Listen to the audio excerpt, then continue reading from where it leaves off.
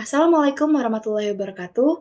Halo semuanya, perkenalkan nama saya Lutfi Azara dengan NIM C14012310555. Saya dari kelompok 8 Praktikum Dasar-Dasar Genetika Ikan dan Paralel 2. Di sini saya akan menjelaskan tata cara pengolahan data dari penyelesaian ikan yang sudah dilakukan pada minggu sebelumnya. Karena saya sendiri dari kelompok 8, tahap awal diawali dari data yang kami dapatkan dari praktikum sebelumnya. Anggap saja data yang kami dapatkan yaitu family 8. Di sini kita mendapatkan penyelesaian ikan dengan jumlah 30 individu ikan, di mana keseluruhan jenis kelaminnya itu berjenis kelamin jantan. Dan kami mengidentifikasi 3, yaitu panjang baku, panjang total, dan juga bobot dari ikan yang sudah kami identifikasi. Keseluruhannya memiliki data dari 1 hingga 30 secara lengkap. Nah, lalu kita dapat memilih apa nih akan kita identifikasi untuk pengolahan data. Kita dapat menggunakan panjang bakunya, atau panjang totalnya, ataupun dari bobotnya. Nah, di sini saya sendiri akan menjelaskan pengolahan data untuk bobot atau berat dari ikan yang sudah kami seleksi. Yang pertama, kita bisa copy terlebih dahulu keseluruhan dari bobot, baik dari data 1 hingga data ke-30. Kita bisa copy, lalu kita paste di bagian sebelahnya. Dan seperti ini, apabila sudah, kita hitung rata-rata dari keseluruhan data yang kita dapatkan. Kita ketik rata-rata, sebelahnya seperti ini. Lalu kita masukkan rumus, yaitu ketik sama dengan, lalu average, buka kurung, kita drag dari data 1 hingga data ke-30, kita enter, lalu kita dapatkan rata-ratanya yaitu 132, sekian yang menjadi rata-rata dari seluruh data bobot yang kita dapatkan. Nah, langkah selanjutnya yaitu kita short atau kita letakkan dari seluruh data ini dari data yang terbesar hingga data yang terkecil. Cara itu dengan data lalu short range dari Z to A atau dari Z ke A. Kita klik, lalu data akan tersusun dari yang terbesar hingga yang terkecil, di mana data terbesar itu beratnya itu 217,3 gram, lalu data terkecilnya itu 39 gram. Nah, dari rata-rata yang kita temukan, ini menjadi batasan cut off atau perbandingan untuk memastikan apakah yang manakah individu ikan yang akan kita simpan untuk dilakukan penyeleksian selanjutnya atau ikan yang akan kita buang. Nah, karena rata-ratanya 132, sekian, maka ini menjadi nilai cut off. Nah, selanjutnya kita akan lihat dari bobot nilai yang kita dapatkan yang mana saja yang nilainya itu di atas 132, sekian untuk kita simpan untuk kita lakukan seleksi selanjutnya. Kita lihat bahwa nilai terkecil yang ada di atas 132,466667 ini yaitu nilai 133 gram. Berarti nilai 217 hingga nilai 133,33 gram ini dapat kita simpan atau kita save untuk kita lakukan penyeleksian selanjutnya. Bisa kita pisahkan saja, kita copy dari 217 hingga 133, lalu kita letakkan di sebelahnya. Kita paste. Nah, seperti ini. Nah, untuk nilai yang berada di bawahnya, yaitu 126 hingga 39, merupakan individu yang tidak dipakai atau akan dibuang, karena nilainya berada di bawah rata-rata dari keseluruhan bobot yang kita dapatkan. Kita akan melakukan data seleksi family yang berada di sini, di mana kita memakai 3 family atau dari 3 kelompok, yaitu kelompok 8, kelompok 9, dan juga kelompok 10. Sebut saja kita memakai family 8, family 9, dan juga family 10. Dari sini kita juga menemukan bahwa seluruh family ini terdapat individu ikan sebanyak 30 dengan identifikasi yang sama, yaitu panjang total, panjang bobot, dan panjang total, panjang baku, dan juga bobotnya. Seperti ini. Nah, selanjutnya kita akan melakukan data seleksi between family dan juga within family. Di mana langkah pertama yaitu kita mengcopy, karena kita pakai bobot, jadi kita mengcopy keseluruhan data bobot dari keseluruhan family. Di mana kita copy dulu dari family 8, kita copy lalu kita pindahkan ke sini. Nah, cuman ada yang perlu diperhatikan teman-teman, karena pada family 8 dan 9 itu keseluruhannya jantan, jadi kita bisa gunakan semuanya. Sedangkan pada family 10 terlihat bahwa ada beberapa ikan yang berjenis kelamin betina. Kita tandain dulu nih teman-teman, mana yang jantan dan juga mana yang betina di data yang sebelah. Lalu kita copy, kita paste di sini ya. Nah, karena kita udah paste, kita tentukan nih mana yang betina dan juga mana yang jantan. Di sini jantan semua. Lalu terlihat di sini ternyata betina, jadi kita bisa hapus aja. Nah, selanjutnya, kalau misalnya kita sudah mendapatkan keseluruhan data dari tiap family, yaitu kita menghitung rata-rata dari tiap family. Yang pertama, dari family 8 dengan rumus yang sama, yaitu average, kurung, kita drag dari data 1 hingga data 30, atau data akhir, lalu kita enter. Nah, habis itu di family 9 juga dengan rumus yang sama. Nah, sudah terlihat hasil rata-rata dari tiap family, di mana family 8 mendapatkan rata-rata 132,04666667, lalu rata-rata family 9 yaitu 136,3 gram, lalu rata-rata family 10 yaitu 144,875. Setelah kita menghitung rata-rata tiap family, karena kita akan mengidentifikasi between dan within-nya, di mana kalau between ini merupakan proses seleksi family di antara family, di mana kita hanya memilih family terbaik yang akan kita lakukan untuk seleksi selanjutnya. Sedangkan untuk within family, di mana kita memilih individu terbaik dari tiap family-nya. Anggapan, bagaimana sih caranya untuk kita memilih untuk seleksi between family? Karena dia merupakan seleksi dari tiap family yang memilih family terbaik, kita melihat dari nilai rata-rata yang terbesar, di mana kita lihat nih bahwa family 10 memiliki rata-rata paling besar dibandingkan yang lainnya, yaitu 144,875. Nah, kita bisa copy aja nih keseluruhan data dari family 10 dari awal hingga akhir. Kita copy, lalu kita bisa letakkan di bagian sini ya, di bawah itu ya. Kita paste maksudnya. Lalu setelah itu kita lihat untuk seleksi within family. Gimana caranya itu kita memilih individu dengan bobot tertinggi yang paling atas. Nah, anggaplah kita pilih 5 aja ya teman-teman. Langkah pertama tentu saja kita harus menyusun menjadi data terbesar hingga terkecil, baik dari family 9 dan family 10 pun juga. Nanti setelah itu kita pilih 5 yang paling atas dengan bobot terbesar. Berarti dari family 8 kita pilih 1, 2, 1, 2, 3, 4, 5. Kita copy, lalu kita pindahkan di sini di bawah within family. Kita paste, lalu kita copy lagi. 1, 2, 3, 4, 5 dari family 9. Lalu kita paste ke sini, lalu lakukan hal yang sama pada family 10 ya teman-teman.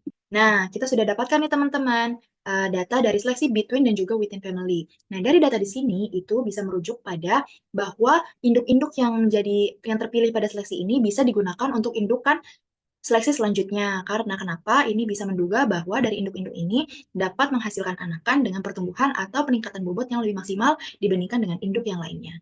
Selanjutnya, kita akan melakukan perhitungan data bobot. Di mana data bobot ini kita akan memperkirakan atau mengetahui rata-rata dari tiap generasinya setelah dilakukan penyeleksian beberapa kali. Karena saya sendiri dari kelompok 8, saya akan menggunakan data bobot dari kelompok 8. Nah, seperti ini. Nanti kalau sudah kita paste, kita hitung rata-rata kembali seperti cara yang sebelumnya, yaitu average, buka kurung, kita drag hingga data terakhir, lalu kita enter. Nah, sudah dapatkan ya. Nah, langkah selanjutnya yaitu kita menentukan untuk generasi 0, di mana generasi 0 juga biasa disebut dengan parental atau indukan pertama yang digunakan untuk penyelesaian.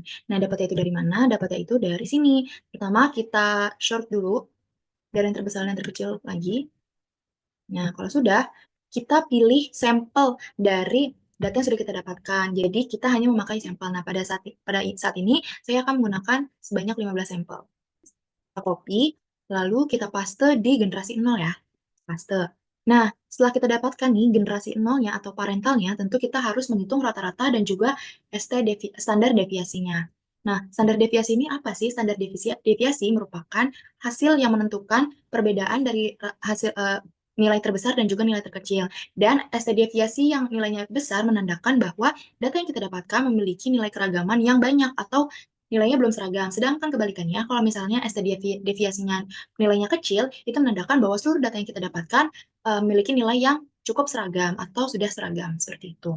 Nah, untuk rata-rata seperti biasa rumusnya, average, kurung, kita drag, lalu kita tutup kurung, enter. Nah, sudah kita dapatkan yaitu 166,58. Nah, habis itu kita menghitung standar deviasinya, di mana rumus ST deviasi ini merupakan sama dengan ST dev, seperti tulisan kita ini, lalu buka kurung, dan seperti biasa kita drag dari data pertama hingga data akhir. kita bisa klik enter. Nah, ini merupakan standar deviasinya dari generasi 0 atau parentalnya. Nah, selanjutnya kita akan mencari generasi satunya. Nah, generasi satu ini juga memakai rumus. Rumusnya itu sama dengan ketik norm, N-O-R-M, titik, I-N-F, buka kurung, ran, atau random, terus buka kurung, lalu tutup kurung, lalu tanda titik 2, lalu kita klik rata-ratanya. Rata-rata, lalu kita kunci. Nah, kunci ini memakai simbol dolar. Nah, cuman bisa dengan lebih efisien itu dengan klik VNF4 atau bisa langsung klik F4-nya kayak gini. Nah, ini tandanya udah terkunci ya teman-teman. Lalu selanjutnya, kalau udah kita ketik titik koma lagi, lalu kita klik standar deviasinya lagi. Seperti ini. Lalu jangan lupa kita kunci lagi. Kenapa kita kunci? Karena kita akan drag ke bawah nih, rumusnya supaya tidak ada perubahan, jadi kita kunci. Lalu kita pakai F4, lalu kita tutup kurung, lalu bisa ketik klik enter. Nah, seperti ini ya. Lalu kita kalau misalnya kita udah dapat yang awal, kita bisa drag nilai ini ke bawah sampai kira-kira sama aja kayak data awal kita. Nah, kayak gini. Nah, setelah itu kita bisa copy data ini, kita copy, lalu kita paste di sini. Kita paste. Nah, tapi ada syaratnya untuk paste. Kita nggak bisa langsung paste kayak gini. Maka dari itu kita harus paste pakai paste spesial. Di mana paste spesial ini ada beberapa pilihan yang kita gunakan itu values only. Nah, kenapa sih kita harus pakai values only? Karena dari data ini, nih, karena kita tuh memakai rumus yaitu random, di mana kalau misalnya kita pakai rumus random, itu akan terjadi perubahan terus-menerus. Selanjutnya, kita short dulu. Kita short dulu dari yang terbesar hingga yang terkecil. Kita insert, kita short range, lalu Z to A kayak biasa. Nah, lihat kan teman-teman, kalau ini tuh bakal berubah gitu loh. Kalau misalnya kita enter atau klik apapun, dia akan terus berubah. Sedangkan yang di sini yang enggak. Nah, setelah itu, kita rata-ratakan kembali datanya. Itu dengan average, seperti biasa, buka kurung, kita drag dari atas hingga bawah, enter. Nah, kita udah dapat rata-ratanya. Lalu selanjutnya, kita akan menyeleksi dari indukan ini, G1 ini, generasi 1, dari hasil parental yang pertama. Nah, kita akan memilih untuk seleksi indukan yang keduanya. Nah, ya gimana milihnya? Kita akan milih 15 teratas juga yang memiliki bobot terbesar. Kita pilih, sudah udah dapat ya teman-teman. Nah, sekarang kita identifikasi nih hasil data yang sudah kita dapatkan dari generasi tiap generasi dan juga dari tiap seksi indukannya. Selanjutnya kita akan mencari genetic gain, di mana genetic gain merupakan peningkatan rata-rata ukuran akibat dari proses penyeleksian. Nah, genetic gain itu ada rumusnya, yaitu rata-rata generasi saat ini dikurang rata-rata generasi 0, dibagi rata-rata generasi 0 dikali dengan 100. Nah, data dari G0 sampai G3 ini itu dapatkan dari rata-rata yang kita hitung di data bobot.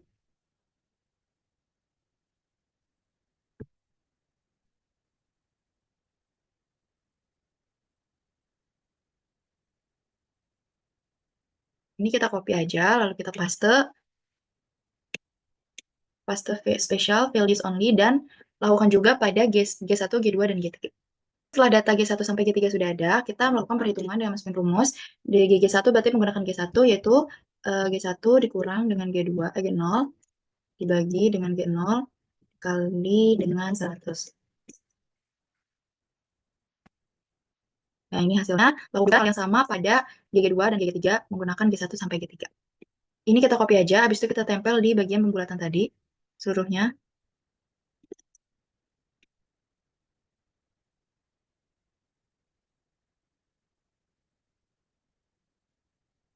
Nah, habis itu, kalau udah kita bulatin dengan rumus round, buka kurung, 2, 0,1. Jadi bisa kita drag aja.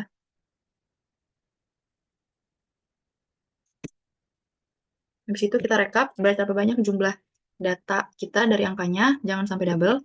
Contoh 233, 230, 224, 219, dan seterusnya. Udah, habis itu kita rekap berapa banyak angka ini untuk kebutuhan kurva kita, itu rumusnya count if, kurung, data ini, kita tarik sampai bawah. Habis itu, titik koma, kita klik ini, enter. Terus kita tarik aja ke bawah. Nah, habis itu karena kita mau bikin kurva, jadi kita butuh X dan Y. Caranya itu, kita pakai rata-rata data yang kita punya. Ini rata-rata dari sini. Di situ kita seter aja. Nah, ini poin bawahnya itu sama dengan ini. Nah, untuk yang Y-nya kita pakai yang tertingginya 6 dan yang terendahnya itu 0. Selanjutnya kita bisa bikin kurvanya. Rupanya itu caranya kita, select nih 2 data ini, kita insert, lalu kita pilih recommended charts, terus kita pilih yang sudah direkomendasikan, lalu kita klik oke. Nah, lalu kalau udah, kita klik yang biru-biru ini, klik kanan, select data, terus untuk ini kita edit, lalu Excel isi kita pakai 2 ini, terus untuk key values-nya kita pakai 2 ini. Oke, enter. Oke, dan ini data yang sudah kita dapatkan. Untuk data kita bisa edit dari sendiri, kasih judul, keterangan eksisnya, dan segala macamnya. Nah, seperti itu yang sudah saya jelaskan. Saya harap penjelasan saya sudah cukup baik dan bisa membantu kalian semua untuk memahami bagaimana sih cara pengolahan data dari penyeleksian ikan yang sudah dilakukan. Sekian dari saya Lutfi Azara dengan NIM JAS140131055 dari kelompok 8 Praktikum Dasar-Dasar Genetika Ikan dan Paralel 2. Terima kasih dan mohon maaf apabila ada salah kata. Wassalamualaikum warahmatullahi wabarakatuh.